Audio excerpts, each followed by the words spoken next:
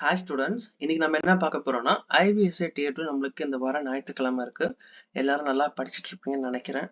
ரொம்ப பயப்படாதீங்க, ரொம்ப ஈஸியாக தான் இருக்கும். அப்படியுமே உங்களுக்கு எதுவுமே டிரான்ஸ்லேட் பண்ண தெரியாட்டியுமே அந்த பேராகிராஃபை படிச்சு ரொம்ப ஷார்ட்டாக கன்சைஸாக எழுதிட்டு வாங்க. ரொம்ப எஸ்டேட் ஆகிட்டு எதுவுமே எழுதாம பதட்டத்தில் டைம் வேஸ்ட் பண்ணாதீங்க. ஓகே, எக்ஸாமுக்கு என்னென்ன எடுத்துட்டு போகணும், என்னென்ன டாக்குமெண்ட்ஸ், எது எடுத்துட்டு போகணும், என்னென்ன காப்பீஸ்லாம் நம்ம பார்க்கலாம். ஓகே, ஃபர்ஸ்ட் வந்து அட்மிட் கார்டு. இது கலரோ இல்லை வந்து பிளாக் அண்ட் ஒயிட்டோ, ஸோ அது எது வேணாலும் எழுதிக்கலாம். எதுவுமே அதில் எழுதாதீங்க. ஓகே, அதில் என்ன சொல்லியிருக்காங்கன்னா, அட்மிட் கார்டில் உள்ளே வரதுக்கு முன்னாடி அதில் கொடுத்துருக்க காலம்ஸ் எதுவுமே ஃபில் பண்ணாதீங்கன்னு இருக்காங்க. அதனால எதுவுமே ஃபில் பண்ணாமல் ஜஸ்ட்டு உங்களுடைய ஃபோட்டோ மட்டும் அக்ராஸ் த லைனில் ஒட்டுற மாதிரி இருக்கும். அதை நான் காட்டுறேன் உங்களுக்கு. ஆதாரோ ஓட்டர் ஐடியோ இல்லாட்டி வேற ஏதாச்சும் ஐடி ப்ரூஃப் உங்ககிட்ட இருக்குன்னா அதை எடுத்துகிட்டு போங்க. அதுக்கப்புறம் உங்கள் passport size photo same as uploaded. இப்போ நான் ஒரு ஃபோட்டோ அப்லோட் பண்ணியிருக்கேன்னா அதே ஃபோட்டோ தான் நான் இங்கேயும் அப்லோட் பண்ணதை ஃபோட்டோவாக நான் ஒட்டி அது மேலே நான் இப்படி சைன் பண்ணணும்.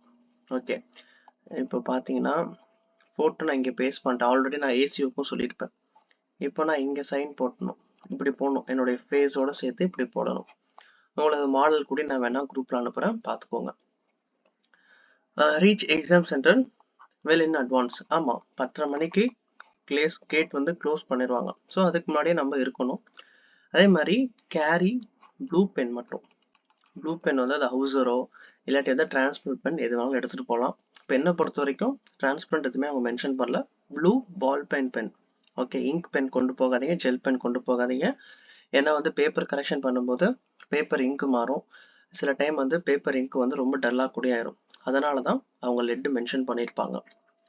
ஓகே, அதுக்கப்புறம் என்ட்ரி டைம்னு பார்த்தோம்னா 9லேருந்து 10:30 மணி வரைக்கும்.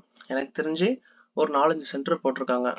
அண்ணா யூனிவர்சிட்டி, அதுக்கப்புறம் தரமணியில் ஒரு காலேஜு, அதுக்கப்புறம் கேர்ள்ஸ் ஸ்கூல் ஒன்று. ஸோ அரௌண்ட் ஒரு 4 to 5 சென்டர்ஸ் தான் இருக்குது. எல்லாமே சென்னை தான், எல்லாமே நியர்பை டிஸ்டன்ஸ் தான், சென்ட்ரலில் தான் இருக்குது. கிண்டி, தரமணி, அதுக்கப்புறம் கேர்ள்ஸ் காலேஜ் ட்ரிபிளிகேன்னு நினைக்கிறேன் ஸ்கூல், எல்லாமே பக்கம்தான். ஸோ சிட்டிலேருந்து நீங்கள் கொஞ்சம் டிஸ்டன்ஸ் ட்ராவல் பண்ணாலே போதும். அதே மாதிரி write the required declaration inside the exam hall. Exam ஹால்குள்ளே மட்டும் போனதுக்கு அப்புறம் தான் எழுதணும். அது அவங்க சொல்கிறத மறக்காம சைன் போட்டுட்டு உள்ளே போங்க, ஏன்னா இது வந்து மேண்டிட்டரி. அதுக்கப்புறம் inform the invigilator if the any spelling mistake in your name. Admit கார்டை கரெக்டாக செக் பண்ணுங்க. உள்ளே கொண்டு போகும்போது அந்த அட்டெண்டன்ஸ் ஷீட்லேயும் சில மிஸ்டேக்ஸ்லாம் ஆகும். பட் ஆனால் இப்போது அந்த மாதிரி எதுவும் இல்லை. இருந்தாலும் ஒரு தடவைக்கு 2 தடவை உங்கள் நேம் தானா அப்படின்னு சொல்லிட்டு செக் பண்ணிக்கோங்க. கேர்ஃபுல்லாக பார்த்து சைன் போடுங்க. அதே மாதிரி எக்ஸாம் முடியறதுக்கு முன்னாடி ஆன்சர் ஷீட்டும் கொடுக்கணும், அட்மிட் கார்டும் நம்ம சப்மிட் பண்ணணும். இது நம்ம கொடுக்கலன்னா ரிசல்ட் வந்து நம்மளுக்கு வராதுன்ட்டாங்க. அட்மிட் கார்டு நம்ம எடுத்துகிட்டு போகக்கூடாது. ஓகே, அதுக்கப்புறம் ப்ளூ பால் பென் மட்டும் தான் யூஸ் பண்ணணும். ஆல்ரெடி நம்ம பார்த்தது தான். நம்ம ப்ளூ பென் மட்டும் தான் யூஸ் பண்ணணும். உங்களுக்கு ஏதாவது குழப்பம் இருந்தால் ஹவுசர் எக்ஸோ இல்லாட்டி ரெனால்ட்ஸ் டிரான்ஸ்பரண்ட் ப்ளூ பென் வாங்கிக்கோங்க. இல்லாட்டி உங்களுக்கு எது கன்வீனியண்ட்டாக இருக்கோ லெட்ரு அதை யூஸ் பண்ணிக்கோங்க. ஜெல் வேணாம், இங்க் வேணாம். அலாட்டட் சென்டர் பார்த்துக்கோங்க எந்த இடத்துல கரெக்டாக உங்களுக்கு போட்டிருக்காங்கன்னு. அதுக்கு முன்னாடி ஒரு 1 hour 2 hour முன்னாடியே போய்க்கோங்க, ஏன்னா எல்லாருமே அதர் டிஸ்ட்ரிக்ட்லேருந்து நிறைய பேர் வரோம். ஸோ கண்டிப்பாக ப்ரிப்ளான்டாக இருங்க. அதே மாதிரி இன்விஜிலேட்டர்ஸ் இன்ஸ்ட்ரக்ஷனை கண்டிப்பாக நீங்கள் ஃபாலோ பண்ணுவீங்க. இது வந்து நான் என்ன கொடுத்துருக்கேன்னா அந்த அட்மிட் கார்டில் இருக்கிறத தான் நான் கொண்டு வந்திருக்கேன். அதே மாதிரி சைலண்ட் டிசிப்ளின், இதெல்லாம் கண்டிப்பாக நீங்கள் டிசிப்ளினாக தான் இருப்பீங்க. 12 மணி வரைக்கும் நம்ம உள்ளே உட்கார தான் வச்சுருப்பாங்க. அதுக்கு முன்னாடி நம்மளை வெளியே அனுப்ப மாட்டாங்க. Don't write any thing on the admit card. இதுதான் ஃபஸ்ட்டு சொன்னேன். தயவு செய்து யார் அட்மிட் கார்டு ஹாலுக்கு போகிறதுக்கு முன்னாடி எழுதாதீங்க. அதே மாதிரி எந்த ஒரு ஐடி ஜெராக்ஸ் காப்பி எடுத்துகிட்டு போகாதீங்க, ஒரிஜினல் எடுத்துகிட்டு போங்க. 10:30 மணிக்கு மேலே போனால் அலோவ் பண்ண மாட்டாங்க. அதே மாதிரி டிஃப்ரெண்ட் எக்ஸாம் சென்டருக்கு போயிடாதீங்க. இதெல்லாம் சில பேர் பதட்டத்தில் பண்ணுறது தான். நல்லா ஒரு கேர்ஃபுல்லாக வாட்ச் பண்ணி இது பண்ணுங்கள். அதே மாதிரி உங்கள் ஃபோட்டோவை மறக்காமல் ஒட்டிடுங்க வித் சைன்.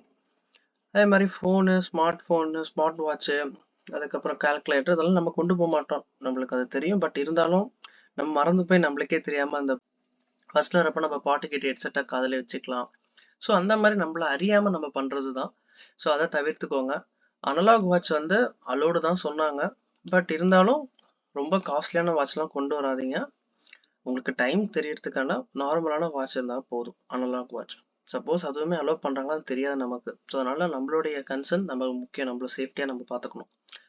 அதே மாதிரி உங்கள் நேம் வந்து கரெக்டாக இருக்கான்னு பார்த்துக்கணும், ஆல்ரெடி சொன்னேன்.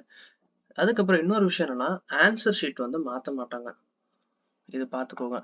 நம்ம ஸ்கூலோ காலேஜில் வந்து ஏதாச்சும் இங்கு பட்டுருச்சு, ஏதாச்சும் கசஞ்சிருச்சுன்னா மாற்றுவோம். பட் ஈவன் நம்ம இந்த இடத்துல தப்பா எழுதிட்டா, நம்ம சைடில் எது தப்பு இருந்துச்சுன்னா மாற்ற மாட்டாங்க. அவங்க கொடுக்கும்போது புக்லெட்டில் எதுவும் மிஸ் ஆகுது அப்போனா கூட கன்சர்ன் பண்ணுவாங்க. நம்ம சைடில் ஏதாச்சும் ஒரு ஆன்சர் ஷீட்டில் தப்பு பண்ணிட்டா மாற்ற மாட்டாங்க. ஃப்ரிஸ்கிங் நடக்கும். ஃப்ரிஸ்கிங்னா ஒன்றும் கிடையாது, நம்ம வந்து செக் பண்ணுவாங்களா எல்லா எக்ஸாம்ஸ்க்கு போகிறதுக்கு முன்னாடி ஏதாச்சும் பேக்கெட்டில் வச்சுருக்கோமான்னு, அதுதான் ஃப்ரிஸ்கிங். இங்கே வந்து அவங்க என்ன சொல்லிட்டாங்க, உங்களுடைய பொருளுக்கு நாங்கள் கேரண்டி இல்லைன்னு கடைசியில் எனக்கு முன்னாடி சொல்லியிருப்பாங்க. அதே மாதிரி அன்ஃபேர் மீன்ஸ் உண்மையா, அமைதியா, அந்த நல்ல விஷயங்கள்ல எக்ஸாம்ல நம்ம இருக்கணும். பார்த்து எழுதுறதோ, இதில் பார்த்து எழுதுறதுக்கு ஒன்றுமே இருக்காது. அவங்க சொல்லியிருக்கதை நான் சொல்கிறேன். பட் நீங்கள் சேஃபாக இருங்க. உட்காரும்போது பெஞ்சு கீழே பேப்பர் சீட் இருக்கா, இது டிரான்ஸ்லேட்டிவ் எக்ஸாம் தான். பட் இருந்தாலும் சேஃப்டி கன்சர்ன் நம்மளுக்கு ரொம்ப முக்கியம். அண்ட் ஃபைனலாக டைமிங் பார்த்துக்கோங்க. ஹாலுக்கு வந்து 9 to 10:30 மணிக்குள்ளே போயிருங்க. 10 to 10:55 உள்ள அட்டண்டன்ஸ் ஃபார்மாலிட்டிஸ் எல்லாமே நடக்கும். ஐ ஹோப் 10:56 11 மணிக்குள்ள கொஸ்டின் கொடுப்பாங்கன்னு நினைக்கிறேன். நம்ம ரீட் பண்ணுற டைம் இருக்கும்னு நினைக்கிறேன். ஏன்னா அவங்க கொடுத்துருக்க டைம் படி பார்த்தா அந்த 5 நிமிஷம் அந்த விஷயத்துக்கு போகும்னு நினைக்கிறேன். பார்ப்போம். பட் என்னதான் இருந்தாலும் ஃபைனல் டிப்ஸை நான் என்ன சொல்வேன்னா, நம்ம இத்தனை நாள் எத்தனை செட் பார்த்துருக்கோம். நம்ம இத்தனை நாள் ஃபர்ஸ்ட் ஒரு 40 செட்ஸு ப்ளஸ் வந்து 8 செட் வந்து இந்த ஷார்ட் 100 வேர்ட்ஸ் பேசேஜ் சொல்லியிருந்தேன். அதுக்கப்புறம் இப்போ ஸ்பெஷல் செட்டு இன்னைக்கு வரைக்கும் 3 முடிச்சிருக்கோமா. வெள்ளிக்கிழமை வரைக்கும் நான் போஸ்ட் போடுவேன். இன்னும் 3 இருக்கு, மொத்தம் 6 செட்டு. அரௌண்ட் 54 செட் பார்த்துருக்கோம். இதை நீங்கள் எல்லாத்தையும் பார்த்தாலுமே அந்த 1 மணி நேரம் எக்ஸாமில் இருக்க அந்த 1 மணி நேரம் எப்படி ஐடியாவா, எப்படி ஸ்ட்ராட்டஜிக்கல் திங்கிங்கோட நீங்கள் மூவ் பண்ணுறீங்க தான் முக்கியம். வைஸாக சூஸ் பண்ணுங்க பேசேஜை. அதே மாதிரி ரொம்ப பொறுமையாக எழுதுறேன், அழகாக எழுதுறேன்னு சொல்லிட்டு டைம் வேஸ்ட் பண்ணிடாதீங்க. ஃபர்ஸ்ட் நான் எப்பொழுதும் என்னுடைய எஸ்ஏ ரைட்டிங்காக இருக்கட்டும், காலேஜ் எக்ஸாமாக இருக்கட்டும், எப்பொழுதுமே ஃபர்ஸ்ட் இம்ப்ரெஷன் பெஸ்ட் இம்ப்ரெஷனாக இருக்கும். ஃபர்ஸ்ட் 4 பேராகிராஃப் அழகாக எழுதுவேன், அடுத்த 4 பேராகிராஃப் வந்து மீடியமாக எழுதுவேன், கடைசி 4 பேராகிராஃப் வந்து பார்த்தீங்கன்னா புரிஞ்சா போதும்னு சொல்கிற மாதிரி தான் எழுதுவேன். நீங்கள் அந்த ட்ரிக் யூஸ் பண்ணி பாருங்க. நிறைய பேர் அதை பண்ணுவீங்க. பட் இருந்தாலும் இந்த மாதிரி டைமில் பண்ணலாமான்னா தாராளமாக பண்ணலாம். நமக்கு மார்க் முக்கியம், ப்ளஸ் இம்ப்ரெஷன் முக்கியம். நம்ம பேப்பரை பார்த்தாலே இவன் கரெக்டாக எழுதியிருக்கான்னு நினைக்கிற மாதிரி ஃபர்ஸ்ட் 4 பேராகிராஃப் கரெக்டாக எழுதிருங்க. ஒரு டீச்சர் மைண்ட் செட்டாக நானும் நிறைய பேப்பர்லாம் திருத்தும் போது அதுதான் பார்ப்பேன். ஃபர்ஸ்ட் 4 லைன் 5 லைன் கரெக்டாக இருந்துச்சுன்னா கண்டிப்பாக ஜட்ஜ் பண்ணிடுவாங்க, he is good, C is good அப்படின்னு. அதனால ஸ்டார்டிங்ல தப்பு பண்ணிடாதீங்க. பொறுமையா காமன் கம்போசராக இருங்க, நல்லா தூங்குங்க. கண்டிப்பாக இப்போ நான்லாம் திருச்சியிலேருந்து போகணும், நைட் ட்ராவல் தான், தூக்கம் கம்மியாக தான் இருக்கும். பட் நம்ம எக்ஸாம் எழுதும்போது நிறைய விஷயத்த நம்ம சாக்ரிஃபைஸ் தான் பண்ணுவோம். நிறைய பேர் நாகர்கோவில் வேற வேற ஊர்லேருந்து சென்னை வரீங்க, தூக்கம் இருக்காது தான். பட் அதுக்கு ஏற்ற மாதிரி ப்ரிப்பேர் பண்ணிக்கோங்க. உங்களோட ட்ராவல் ஒரு நாள் முன்னாடி கூட நீங்கள் வாங்க. அதே மாதிரி பதட்டப்படாதீங்க. பதட்டப்படுறதுனால ஒன்றுமே ஆக போகிறது கிடையாது. எந்த ஒரு விஷயமா இருந்தாலும் நம்மளால தான் பண்ணி முடிக்க போதும்னு ஆயாச்சு. ஒரு விஷயம் முடிவாயிருச்சு, அது நம்ம தான் பண்ண போகிறோம். அது சோகமாக இருந்தாலும் சரி, ஹாப்பியாக இருந்தாலும் சரி, பயமாக இருந்தாலும் சரி, ரிசல்ட் நமக்கு தான் வரப்போகுது. அப்படி இருக்கும்போது அந்த விஷயம் நம்ம ஹாப்பியாகவே பண்ணிட்டு போவோமே, ஏன் நம்ம பதட்டப்படணும்? கொஷினை பொறுத்த வரைக்கும் ஈஸியாக தான் இருக்கும். உங்களுக்கு தெரிஞ்சதாக தான் இருக்க போகுது, தெரிஞ்ச வேர்டு தான் இருக்க போகுது, சின்ன வயசுலேருந்து படித்த சென்டென்ஸ் தான் அங்கே இருக்க போகுது. அழகாக நீங்கள் டிரான்ஸ்லேட் பண்ணலாம். T2 வந்து ரொம்ப ஈஸி, இருக்கிறதுல ஈஸியானது T2. T1 T3 காட்டில் T2 தான் ரொம்ப ஈஸி. ஓகேவா? நிறைய பேர் பதட்டப்படுவீங்க, ஐயோ இது புதுசாக இருக்குமே. ஏன்னா அந்த விஷயம் நம்ம பண்ணதில்லை, அதனால பதட்டமாக இருக்க தான் செய்யும்.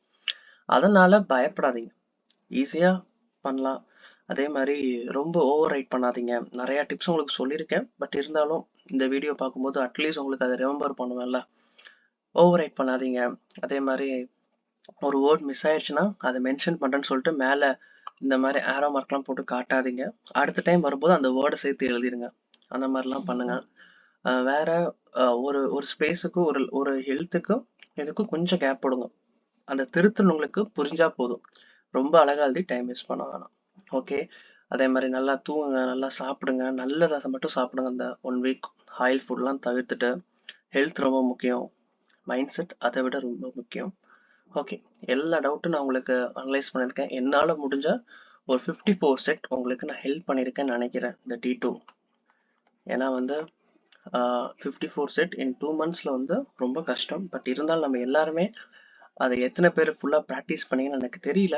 இருந்தாலும் உங்களுக்கு அது யூஸ்ஃபுல்லாக இருந்திருக்கும். அது உங்களுக்கு யூஸ்ஃபுல்லாக இருந்துச்சுன்னா கீழே கமெண்ட்டில் ஃபீட்பேக் ஷேர் பண்ணுங்கள். மற்றவங்களுக்கு ஹெல்ப்ஃபுல்லாக இருக்கும். அடுத்து நம்ம இன்டர்வியூக்கு எப்படி ப்ரிப்பேர் பண்ணலாம், அதே மாதிரி என்டிபிசி, சிஜிஎல் இது எல்லாத்துக்கும் நம்ம பிளான் போட்டுட்ருக்கோம். மார்ச் ஃபர்ஸ்ட் வீக் எல்லாமே ஸ்டார்ட் பண்ணலான்ட்டு இருக்கேன். உங்களுடைய சப்போர்ட் எனக்கு ரொம்ப முக்கியம். கண்டிப்பாக நீங்கள் பார்த்துக்கோங்க. தேங்க்யூ. Take care.